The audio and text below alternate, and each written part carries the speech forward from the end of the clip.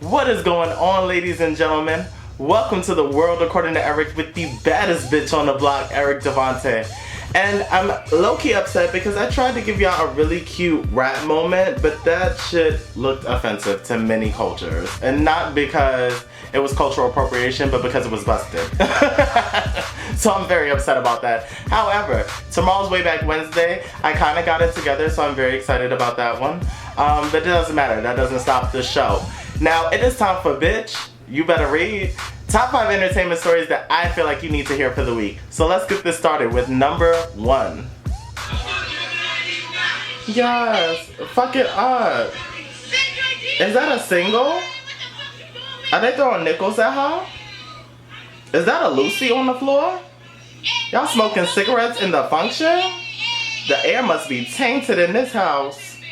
Yes, sis, that jumpsuit is cute. She been waiting to bust that out. Yes. Is this Pop Smoke? Is that what they rapping? Wow, I wish I was invited. Yes, Coco. This is ghetto. I am so jealous. Number 1. I can't help but laugh because of the story. And I'm gonna put the video here for y'all to watch it. But number 1, bitches is getting tired of being quarantined and locked up in social distancing, okay? Now, this footage is from Hollywood Unlocked, and there was a party in Chicago, a stripper house party, in which a woman was on Facebook Live inviting anybody that was watching to come through. And the reason why I'm laughing is because low-key, I'm like 1 more day away from having a wild ass party in this apartment. Like, I can't anymore with the social distancing. Like, this shit is ghetto. Like, if we're having a serious moment, I understand that we're supposed to be protecting ourselves and social distancing and quarantining. But look, bitch, flu season is still a thing and y'all don't give her this much energy and she be taking bitches out left and right. We don't even talk about them on the news. So you got us in here kept in captivity, and this is why bitches in Chicago is giving it up ghetto. First off, the stripper is on the floor clapping cheeks. Nobody got a face mask on. The girls is in there rapping lyrics mad loud. And if none of these bitches die in approximately 48 hours, then I don't see nothing wrong with it. I think all fines should be dropped. I think that these people should be allowed to continue their hood rat ways. And, you know, I hope I get an invite to the next function, because what are we doing?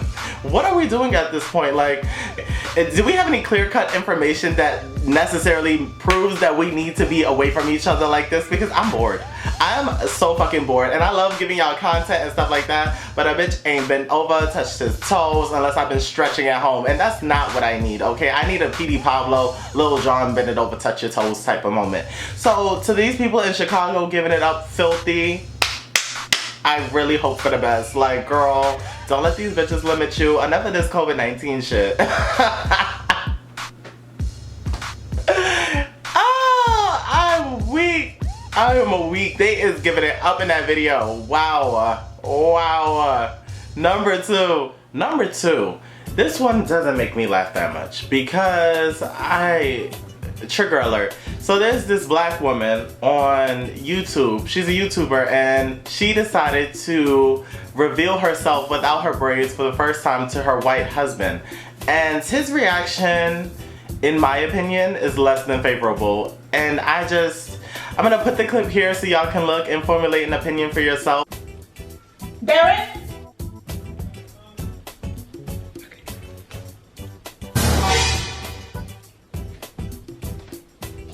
What? Babe! Who are you? And what have you done with Ruth? Seriously? Who is this woman I see before me? This is not Ruth. What have you done with Ruth? Like in what? Like wow. Boston? Yeah, it's nice. Got coconutty stuff in there. It's nice. So weird. Really? Yeah. What is weird about it? I'm so used to you with the braids and everything. You have like long hair. Yeah. Short hair. I mean, it's cute. Yeah. It's not bad. I'm not saying it's bad. It's just saying it's very different, you know? My overall thoughts are, you know, I don't have a problem with interracial relationships. Love who you love. Love is love. But that man with that woman, I just, I'm not seeing it. I'm not seeing it because just the way that this man is like, first off, the shock value from when he came in was kind of like, oh, what the fuck, Chewbacca? And then he comes down the steps and he's just getting closer, but he's like examining her hair. Mind you, she got like a little puff, like type of situation going on here. And he's just assessing the situation, getting close to her, kind of like picking at it, kind of like how a ape picks at its kids for like fleas and shit like that. Like, and then he smells his hand. It just, in my mind, the way I received it was that he was disgusted. And, you know, like I said, this is my opinion, but I don't even, I don't know. I don't want to say cultural competency workshops need to be a thing because this isn't a job, this is marriage. So it's kind of like, what the fuck? Like, I don't know how she feels about this. I hope she watched that clip back and was just like, you know, the way that you responded to this was actually kind of cringy, because I cringed the whole time watching it. Like, I just, I really just put this here for more so conversation than for me to educate y'all, because I mean, everyone's gonna have their own opinions on this, but I did not like what I saw. Ruth, baby, first off, I see a lot of people in the comments talking about, damn, she didn't even do nothing with her hair. That's not even the point here. The point here is that when you are married to someone, they are supposed to love you as a collective, like flaws and all. Not saying her hair is a flaw, but even if she does wake up and it's just like kind of bushy, it's like, why do I have to put myself together for my husband that lives with me? Like, and then he's looking at her like she's some rare ass species that escaped from the Bronx Zoo. Like, I didn't like it. I did not like that at all. Number 3. I'm just trying to save your ass and save your life. But die, okay? I hope both of you get the coronavirus. I hope you both die a long, painful death. So, a teacher in New Jersey is under investigation for going postal on 2 or a few students in a park, a closed park on Thursday that were playing football. It got real Becky, like the Becky that calls the police on the picnic family. And I understand in some regard as to like why she was so sensitive about the situation, because it's like, oh, none of us gonna have a hot girl summer, people keep going outside, blah, blah, blah, I get it. However, the delivery was dirt. The delivery was dirt, and were these boys black before I even go there? Let me just scroll through this. It doesn't mention anything about color. It does not. So this woman is going off on these students playing football in the park, talking about some, you know, I'm trying to help y'all out. I hope you die. You know, keep playing football. I hope you both get COVID-19 and die. Like, girl, what? You know, there's ways to get a message across without being a gross ass bitch. And she was a gross ass bitch. Like, let me get the exact specifics of what she said. She said, and I quote, parks closed, the whole area. Get it through your thick head. You are the reason we are in this situation. You are the problem, not the solution. She continued, go ahead, keep recording. Who are you going to show it to? Post me on social media. You're the idiot doing the wrong thing. I'm trying to save your ass and save your life, but die, okay?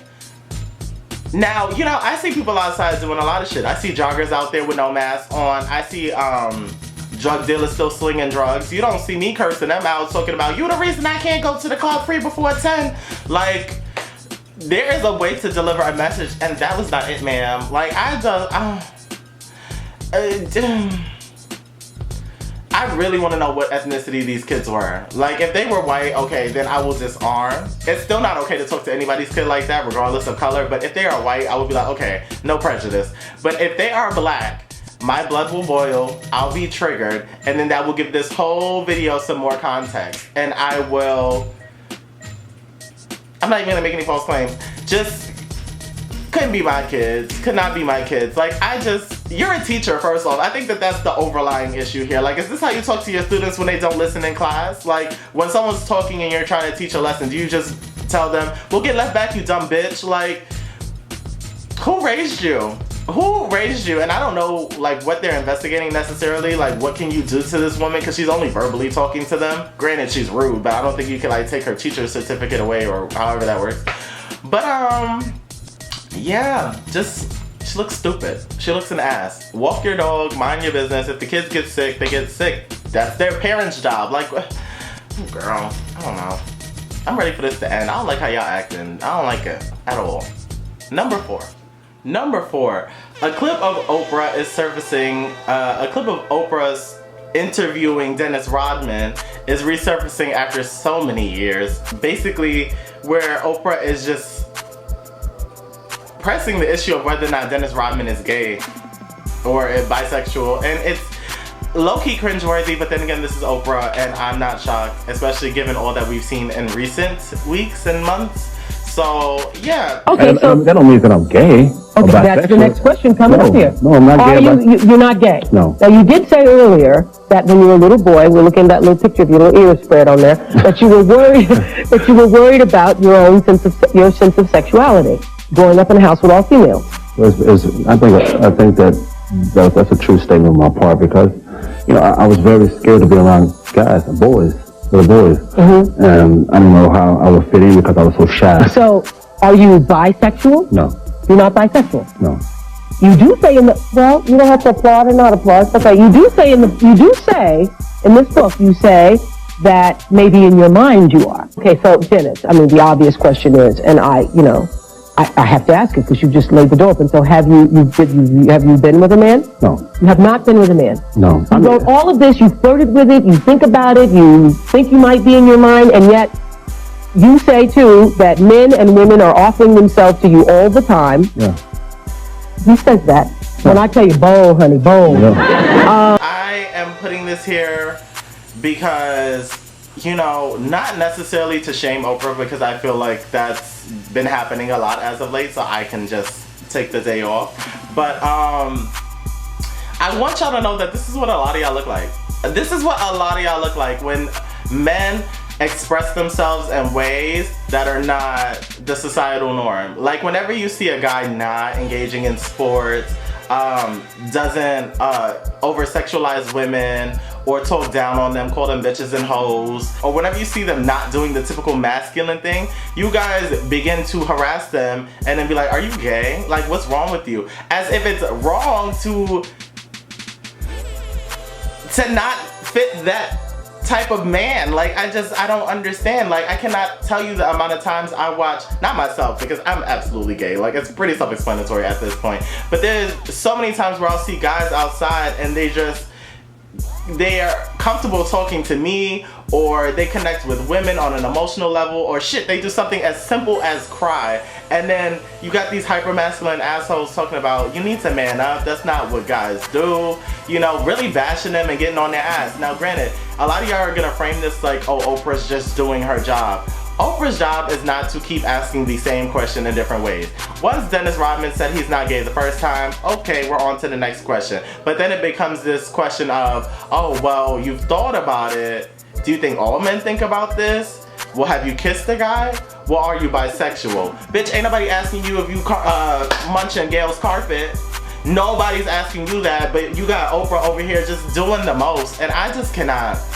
I really cannot. I can't with her. I can't with a lot of people who exercise that same type of toxic behavior. Like, y'all are too invested in people's lives. I saw another post today of Zaya Wade just living her best life, and people in the comments talking about, Boozy, come check on this. First of all, the fact that y'all are in a rush to call Lil Boosie to the scene, like, what are you bitches good for? What are y'all good for? What is Boosie gonna add to this conversation? Because it ain't gonna be enlightenment.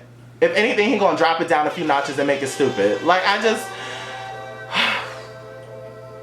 a part of me doesn't even want to talk about sexuality on Bitch You Better Read anymore, but I only do it when I feel like it's prevalent, but sometimes I feel like I'm talking in circles because it's just like, I don't know. But I saw that clip, and then I saw a lot of people getting real self-righteous with Oprah, which by all means continue, because she needs to be brought down a peg or two. But I just want a lot of y'all to know that y'all exhibit the same behaviors as Oprah. Like, stay out of people's lives. Mind your business. Like, it's okay for people to not fit your idea of what a man is or what a woman is. Like, not everyone is made to look the same or act the same. Like, you bitches have such basic minds, and it really pisses me off.